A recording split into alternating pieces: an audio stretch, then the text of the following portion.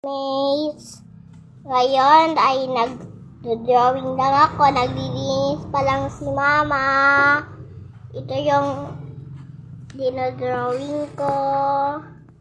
Ayan. Tapos, ito naman yung mga crayons ko. Ayan. Yan lahat ang mga crayons ko. Naglilinis pa lang si Mama. Mamaya maglalabas siya. Ako drawing lang. Tapos bantay ng tindahan. Kapag may narinig akong pabili.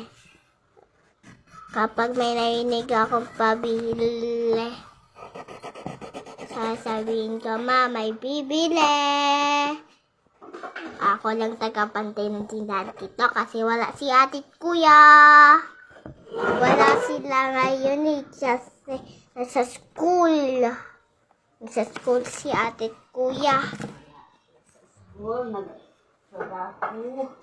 Nagtrabaho sila. Nagtrabaho pala sila. Drawing lang ako. Bye, classmates!